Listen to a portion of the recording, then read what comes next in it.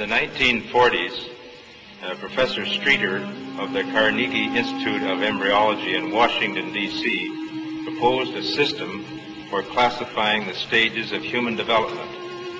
His system arranged human embryos in 23 numbered stages based on their differences in appearance. The Carnegie system of classification was used around the world until the 1970s, when a more refined system was proposed by Dr. Ronan O'Reilly of the Carnegie Institute of Embryology, now in San Diego, California. Intensive studies of the Quran and Hadith in the last 4 years have revealed a system for classifying human embryos that is amazing, since it was recorded in the 7th century A.D. Although Aristotle, the founder of the science of embryology, realized that chick embryos developed in stages from his studies of hen's eggs in the 4th century B.C., he did not give any details about these stages. As far as it is known from the history of embryology, little was known about the staging and classification of human embryos until the 20th century.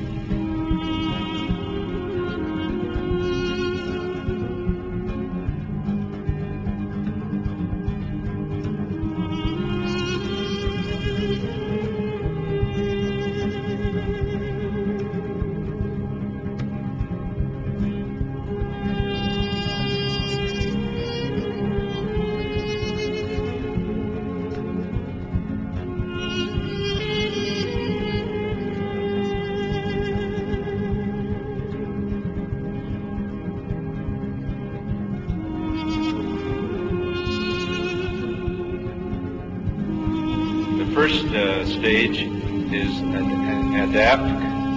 You'll have to apologize my pronunciation. This is from Surah Tariq 6. He is created from a drop emitted. This Arabic term refers to the forceful emission of fluids which occurs during ejaculation in the male and ovulation in the female. The male secretions, called semen, contain the spermatozoa, and the female secretions, called follicular fluid, contain the ovum. This is the stage of fertilization and the nutfa, and after this is what we call the zygote, referred to in the Quran as the nutfa, and the nutfa undergoes division, which we call cleavage, as it passes down the uterine tube.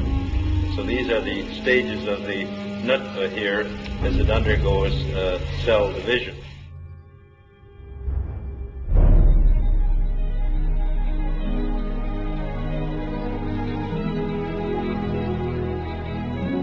Another important aspect of the information mentioned in the verses of the Quran is the developmental stages of a human in the mother's womb.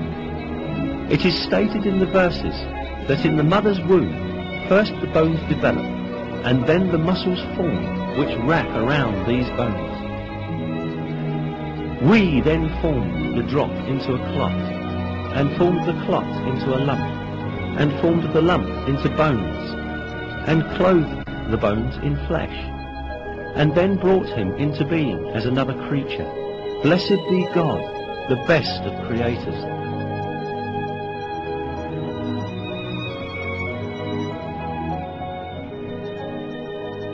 Embryology is a branch of science that studies the development of embryos in the mother's womb.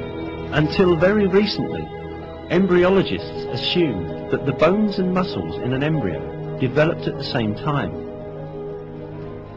For this reason, for a long time, some people claimed that these verses were in conflict with science. Yet, advanced microscopic research conducted by virtue of new technological developments has revealed that the revelation of the Quran is word by word correct. These examinations at the microscopic level showed that the development inside the mother's womb takes place in just the way that is described in the verses.